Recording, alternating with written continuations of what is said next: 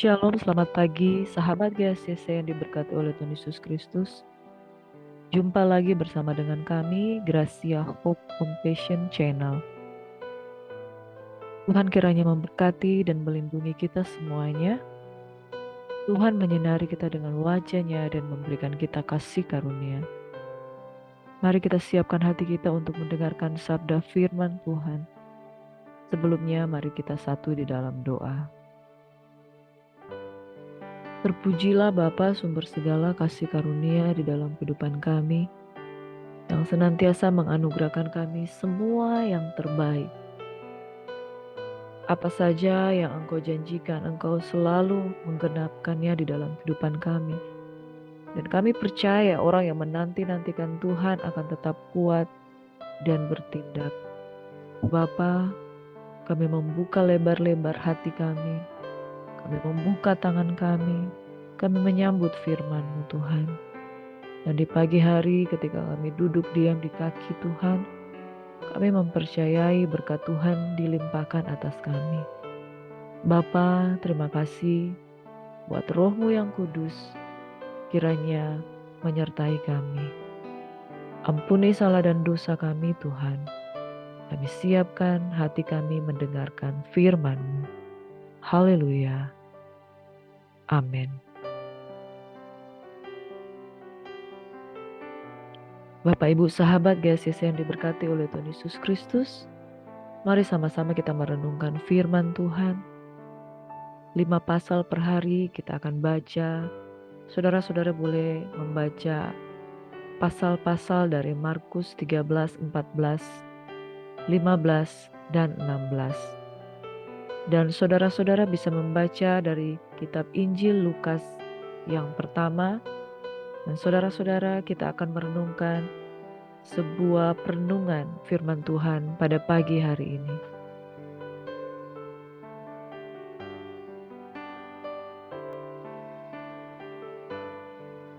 Pagi hari ini kita akan merenungkan firman Tuhan dengan judul Berjaga-jagalah. Saudara-saudaraku yang diberkati oleh Tuhan Yesus Kristus, berjaga-jagalah supaya kita jangan jatuh ke dalam pencobaan. Berjaga-jagalah sebab roh memang penurut, tetapi daging lemah. Berjaga-jagalah sebab kita tidak tahu kapan, hari, dan masanya Tuhan akan datang melawat kita. Sebab hari Tuhan seperti pencuri. Saudaraku yang diberkati oleh Tuhan Yesus Kristus, mari sama-sama kita akan merenungkan sebuah perenungan firman Tuhan.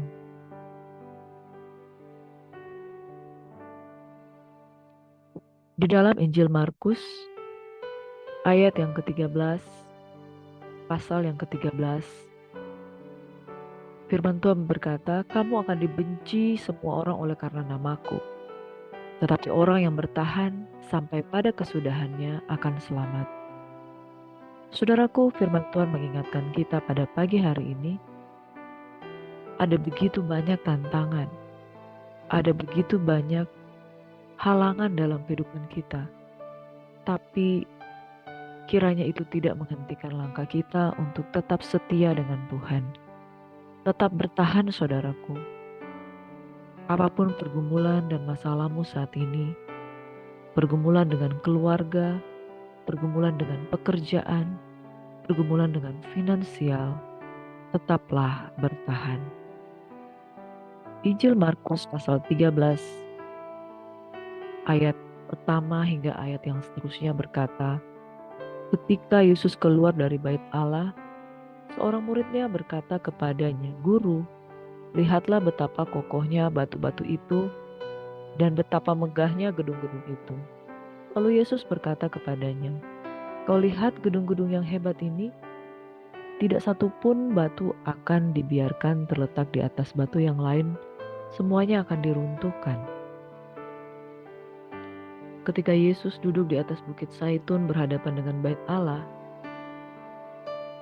Petrus, Yakobus, Yohanes, dan Andreas bertanya sendirian kepadanya, "Katakanlah kepada kami, bila manakah itu akan terjadi?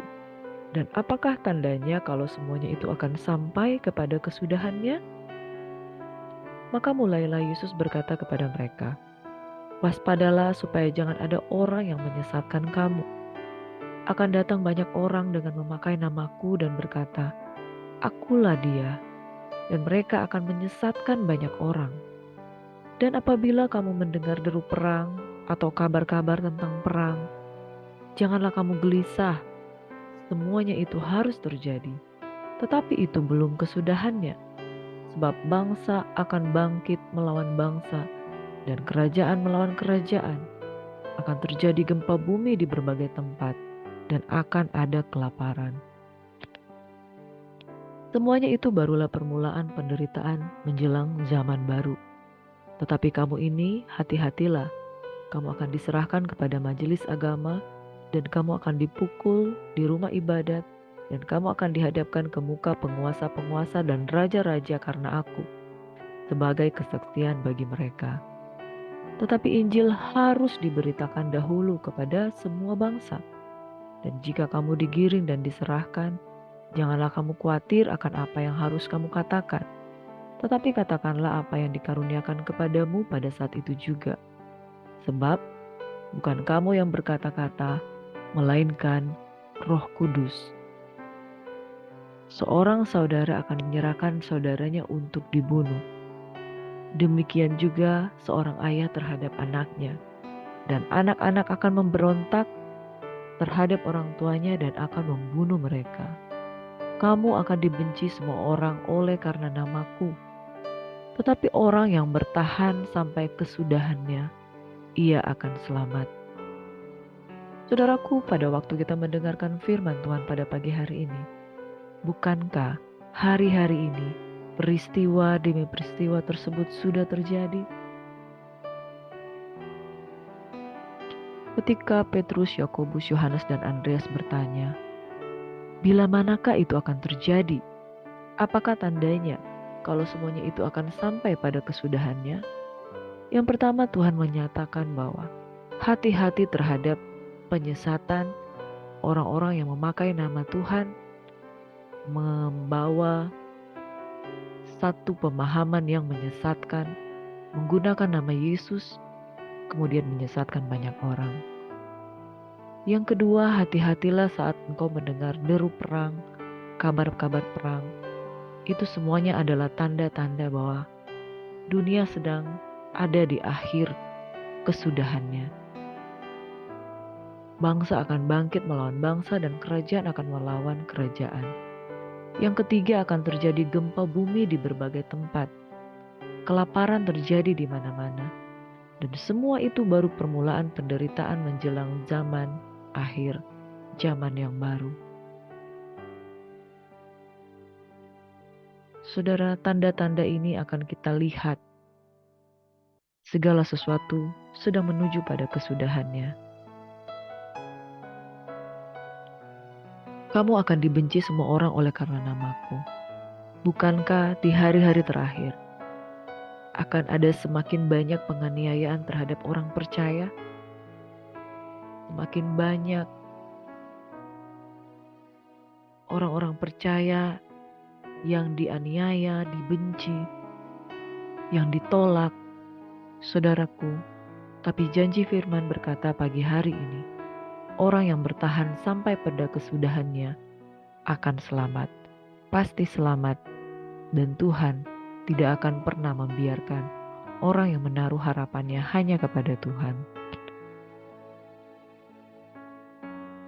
Ayat 14 dan seterusnya berkata seperti ini, "Apabila kamu melihat pembinasa keji berdiri di tempat yang tidak sepatutnya, para pembaca hendaklah memperhatikannya. Maka orang-orang yang di Yudea haruslah melarikan diri ke pegunungan. Orang yang sedang di anginan di atas rumah, janganlah ia turun dan masuk untuk mengambil sesuatu dari rumahnya. Dan orang yang sedang di ladang, janganlah ia kembali untuk mengambil pakaiannya.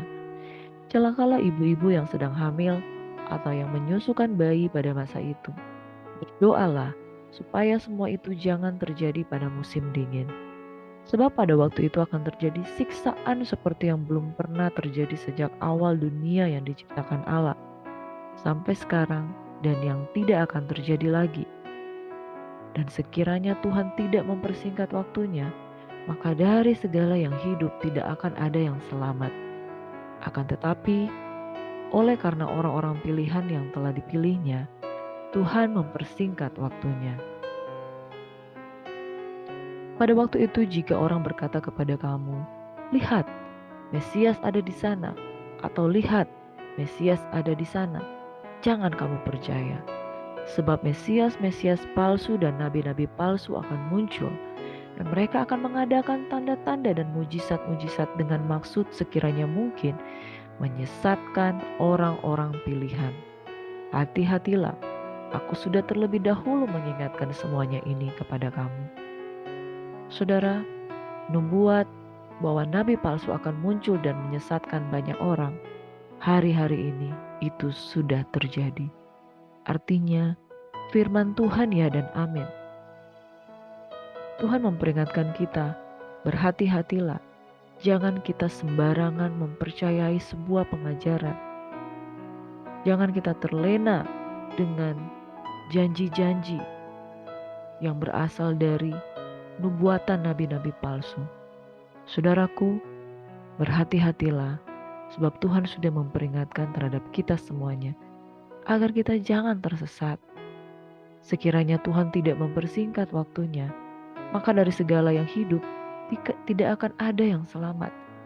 Akan tetapi oleh orang-orang pilihan yang telah dipilihnya, Tuhan mempersingkat waktunya. Oleh sebab itu, saudaraku, berdoalah supaya ketika segala sesuatu itu terjadi, maka hati kita, tubuh kita, roh kita, jiwa kita sudah siap untuk menghadapinya. Kitab Matius juga pasal 25 ayat 13 berkata, "Karena itu berjaga-jagalah, sebab kamu tidak tahu akan hari maupun akan saatnya." Tariklah pelajaran dari perumpamaan tentang pohon ara. Apabila ranting-rantingnya melembut dan mulai bertunas, kamu tahu bahwa musim panas sudah dekat. Demikian juga jika kamu lihat hal-hal itu terjadi, ketahuilah bahwa waktunya sudah dekat, sudah di ambang pintu. Aku berkata kepadamu, sesungguhnya angkatan ini tidak akan berlalu sebelum semuanya ini terjadi. Langit dan bumi akan berlalu, tetapi perkataanku tidak akan berlalu. Tetapi tentang hari atau saat itu tidak seorang pun yang tahu. Malaikat-malaikat di sorga tidak, dan anak pun tidak, hanya Bapa saja. Hati-hatilah dan berjaga-jagalah, sebab kamu tidak tahu bila manakah waktunya tiba. Dan halnya sama seperti seorang yang bepergian, yang meninggalkan rumah dan menyerahkan tanggung jawab kepada hamba-hambanya, masing-masing dengan tugasnya, dan memerintahkan penunggu pintu supaya berjaga-jaga. Karena itu berjaga-jagalah, sebab kamu tidak tahu bila manakah tuan rumah itu pulang, menjelang malam, atau tengah malam, atau larut malam, atau pagi-pagi buta. Supaya kalau ia tiba-tiba datang, jangan kamu didapatinya sedang tidur. Apa yang kukatakan kepada kamu, kukatakan kepada semua orang, berjaga-jagalah.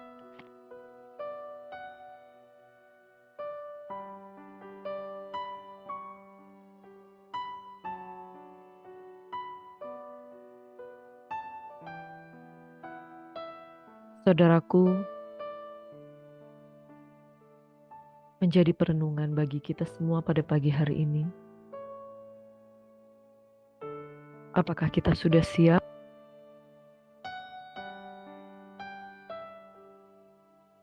Apakah kita sudah siap menantikan kedatangan Yesus menjemput pada kali yang kedua?